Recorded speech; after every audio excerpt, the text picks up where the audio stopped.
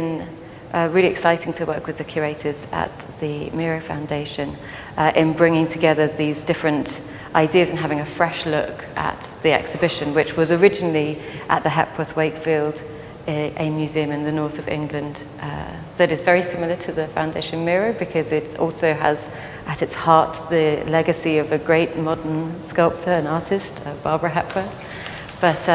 But we were so excited to have the exhibition come to the Miró Foundation because Miró was a great friend of Miller and of Roland Penrose, who became her partner in the UK. And Miró was obviously a central part of this whole story alongside Miller. She met him, I think, in the 20s when she first moved to Paris. And he was one of the first Surrealist artists to exhibit in London. And artists like Paul Nash were hugely inspired by Miró. He was kind of the first artist that these British artists saw in London. So it's great to bring the exhibition to his home here. I'm hugely honoured. So the exhibition begins by looking at Miller as a photographer in the late 20s when she came to Paris and met Man Ray and became part of the Surrealist circle.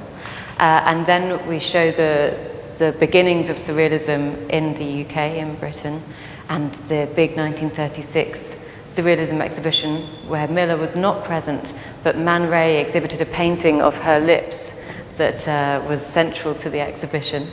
And then you move through to the late 30s where you can see these conversations with all the Surrealist artists like Agar and Carrington and Ernst and Miller coming to the fore.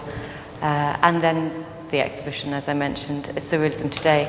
And then there is a section of the exhibition which looks at her work in the 1940s and how she took a similar Surrealist approach to fashion, but also her war photography and her photographs of her friends. So these three things are interconnected.